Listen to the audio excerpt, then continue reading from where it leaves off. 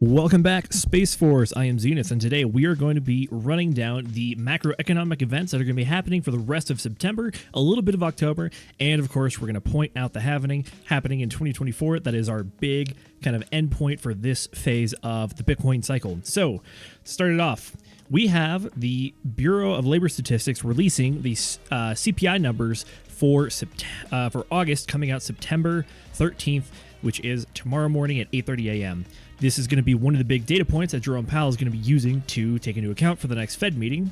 Speaking of which, next Fed meeting is the 19th and 20th. We can expect the press release on the 20th in the afternoon, and we will have the decision then of whether the Fed is going to raise interest rates or not.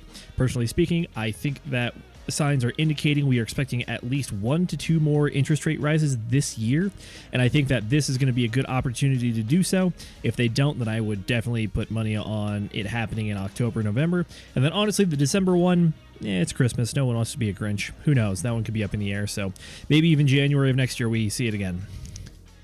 Today, the 12th, we had Gary Gensler go before the Senate Banking Committee. The committee, it was a two-hour C-SPAN broadcast, and there were some decent questions. There was a lot about traditional finance, but mostly a lot of people were criticizing Gary Gensler for his handling of, notably, the Grayscale ruling, what they did, and then trying to understand why they did what they did with Grayscale, especially after Grayscale wrote them back on September 5th. The lawyers basically wrote the SEC and said, hey, we need to meet up together so that we can hash this out. And they even went into 3 different reasons of why their ETF for Bitcoin should probably be approved right away.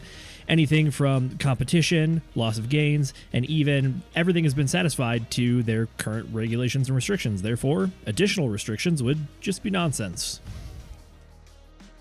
Gary Gensler is not out of the spotlight. He's actually going to be our key feature this month and going into next month. So notably today, September 12th, Gary appeared before Congress, but he's also going before Congress on the 27th.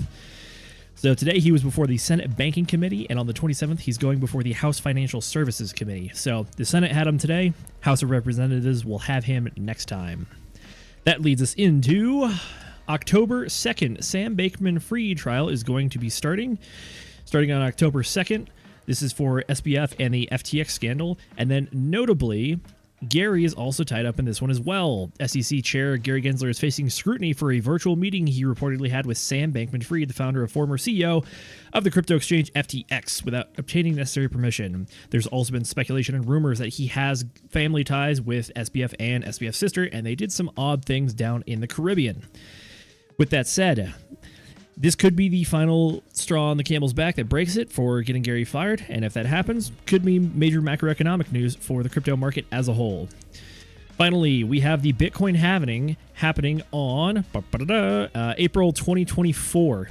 It's going to be coming up, and we expect it to have serious impacts on the crypto market as a whole.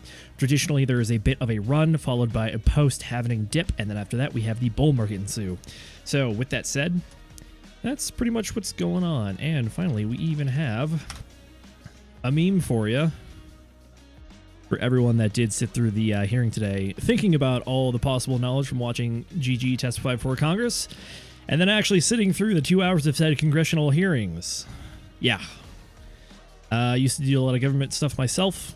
Sitting back in those meetings and listening to politicians, it hurts a bit. So,